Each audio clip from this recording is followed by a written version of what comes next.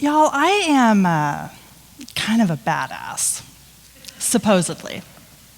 My daughter texted me last night. I actually have a grown daughter also, in addition to the 2 adorable children that I snuggle with.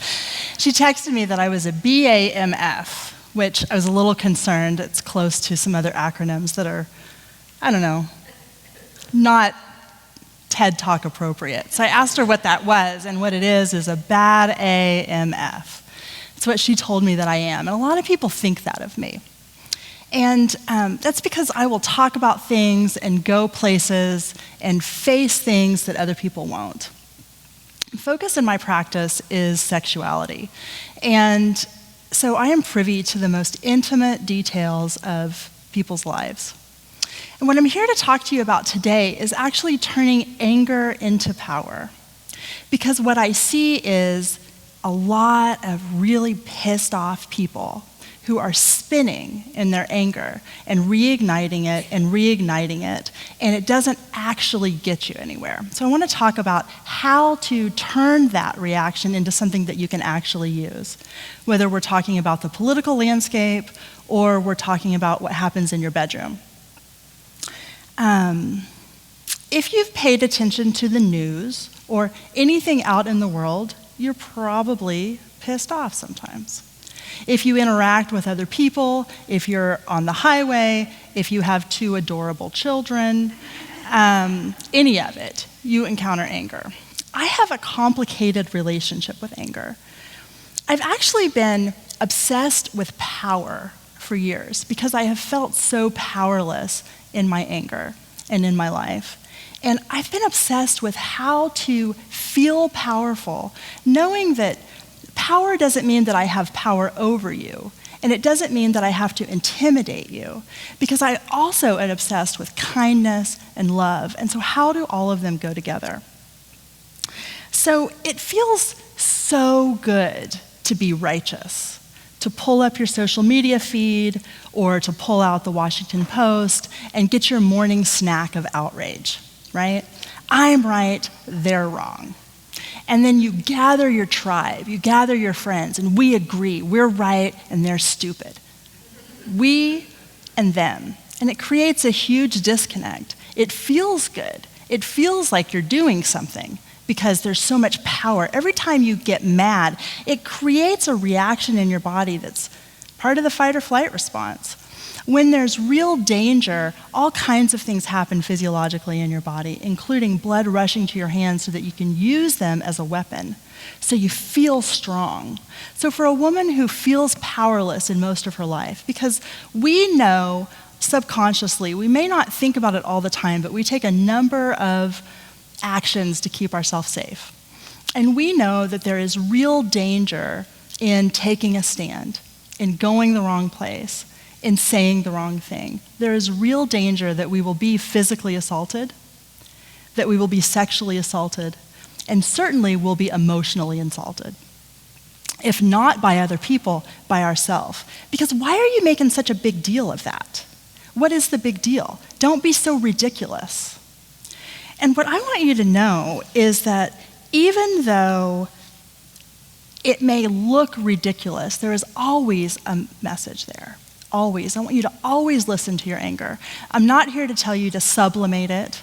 We're not here to manage it. But I also don't want you to keep fanning your flames as a way to create motivation.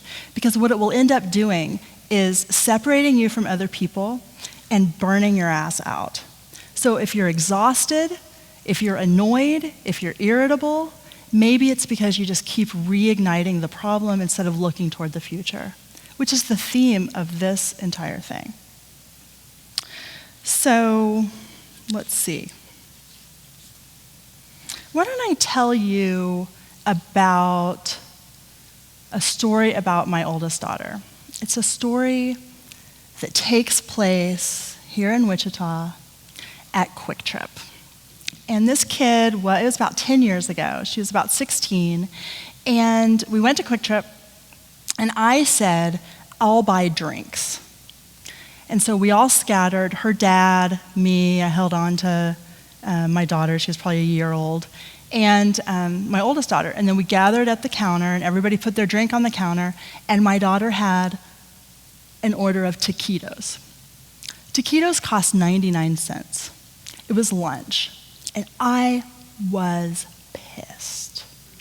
And I immediately recoiled. What's the big deal? You have to feed your child. If she's hungry, you have to feed her. It's only $1. What do you care? You have the money. This is all the things I told myself, and I was so mad. I felt so powerless because it just was so dumb, but I didn't want to buy the taquitos. Where do you draw the line? Do you draw it at 99 cents? Or do you draw it at $9.99? Because you can give yourself the same message about all of it. But I did what I'm going to walk you through today. I let all those voices rattle, and then I asked myself, what is going on here? What is the big deal? Why are these taquitos so infuriating? And you guys have been there, right? Maybe it's not taquitos. Maybe it's somebody on your ass when you're driving, whatever it is. And I asked myself, and I'll tell you what the message was the dynamic between she and I at that point was a constant order of taquitos. Let me stay out 5 minutes later. Let me read one more page. I know you're buying drinks, but maybe just $1 worth of food. The kid had the opportunity to eat before we left the house, I promise you. And it was this constant dynamic of her pushing and me telling myself that I was being ridiculous because I wanted to draw the line somewhere. Because 5 minutes doesn't matter, but my word matters, right? What I want matters. And every time she pushed it, I told myself, I got the message and gave her the message that it doesn't matter what I want. And so we had a lot of work to do there. What I know now, 2 more kids and an adorable dog later, is that kids push. A friend of mine told me a kid's job is to push their boundaries and test their boundaries. She wasn't doing anything wrong. It was my job to hold the space for her, to draw the line before the 99 cents, and to do it with love and with firmness. But I couldn't. It was a constant waffle. And of course, I was constantly waffling everywhere, right? And so when you constantly waffle and you constantly give yourself the message that what you want doesn't matter, you probably find yourself low-level, irritable all the time. It affects your relationships, it affects your energy, it affects your sex drive.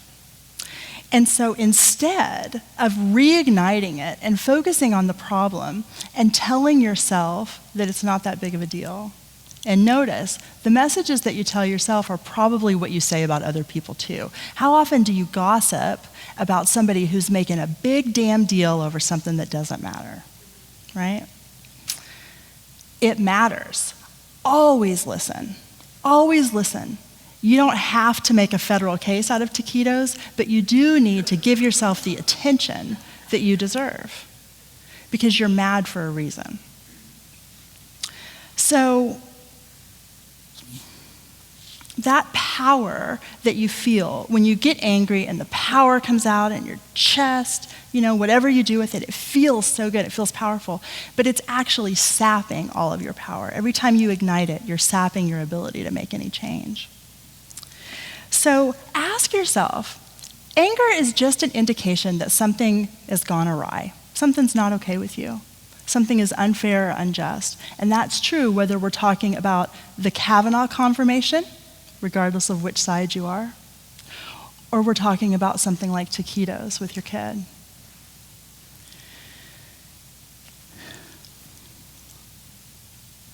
Ask yourself, instead of reigniting what it is that you're mad about, which all that is, you guys, all that is when you're talking about the problem, it's just complaining. No matter how versed you are on the subject, no matter how well you speak, and no matter how much I may agree with you on what the problem is, if you keep talking about the problem, you're just complaining. You're just a complainer. So instead of staying there, let that fuel you into asking, what do I want instead? I don't want this constant problem with my daughter. What do I want instead? I want to feel strong in my word. I want to feel connected to her. I want to love her when she's doing annoying things, right? I want to be able to be me regardless of what the people around me are doing, regardless of the stimulus that they're providing. So how can I do that? How can I create that future for myself with her? And over the course of 10 years, I've created a relationship with her where she sends me text after text after text telling me what a BAMF I am, telling me that she's fangirling over me and how much she loves me, telling me to channel everything I'm saying to you today into teenage Jordan. Love her. That relationship has come because of heeding that message. What do I really want here? I don't want to be mad all the time. Anybody who's raised a teenager, you guys, it's kind of stressful. You don't have to suffer because they are. How about that for a TED Talk? So let's talk about the Cavanaugh hearing. I'm not going to make a case for or against, but what I saw in this last week as people came forward and talked about why they didn't report their assault, and people told stories about their assaults, and people stood for his confirmation and against his confirmation. People were riled. They were angry. I saw people on both sides digging in. And then what I heard privately is what I find most fascinating. What they were really upset about, what I heard from my clients, from my friends, from my lover, what I heard was a sadness that someone they respected was on the opposite side. How could someone I love think it's okay for him to be confirmed? How could someone that I respect not want to give him the benefit of the doubt? People dug in so strongly and then felt completely disconnected when their loved one or someone they respected, someone in the community disagreed. The disconnection is what I really find fascinating. So wherever you stand on that issue or anything else that's happening, let's talk about in the world, instead of complaining about how it's screwed up, what do you want instead? Do you want a world where people vote? Do you want a world where women's voices are heard? Do you want a world where, regardless of whether I'm on this side and you're on that side, we can find a way to stay connected? What is your message? What is your personal message, and what do you want to create? You can create anything that you desire. I believe our desires come from God, and our desires wouldn't come to us without the ability to create them. So whatever it is that you want, no matter how ridiculous, no matter how small, no matter how fanciful, it is available to you. And anger is your wake-up call to let you know what's on the other side of that. What about the woman who wants to make love to her husband, but he doesn't want to? And they've been together for 10 years, and they love each other, and she doesn't want to leave him, but there is a constant divide. And so what she does is she takes it personally. She makes it mean that she's not attractive. She wonders what's wrong with her. She wonders what the hell is wrong with him that he doesn't want to. Why doesn't he do this to change his mind? Why doesn't he manage his stress? Why doesn't he quit looking at porn? Why doesn't he change? What's wrong with her? And it becomes another division, me against him. And instead of focusing on the problem, he doesn't want me, he doesn't want me, he's not doing anything different, I can't do anything about this, this is terrible, I made a vow. These are all problems that she's focusing on. Instead of that, turn that around to, what is this anger telling you? You're pissed that it's not happening, and so what do you want? What do you want to create? Why do you want to make regular love? Because of the connection, because I want to feel wanted, because I want to feel alive and vital, because I don't want to question what the hell I've done with my life. So what do you want instead? Instead of focusing on the problem, let that move you to a vision of the future.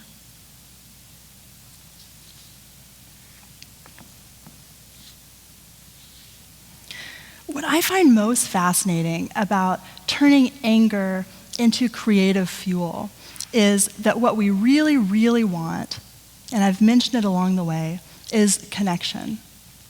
We want a better future, but we want to feel alive. We want to feel connected to ourselves and who we really are. We want to feel connected to the people around us, and we want to feel connected to our Creator or something larger. And that lack of connection feels incredibly lonely and isolating and numbing. And so if anger makes you feel alive, just let that be a tippy toe into what can really make you feel alive. Because vitality and life and connection for your future happens when you create something else instead of focusing on the problem. So today, when you get pissed off, because I promise you it will happen,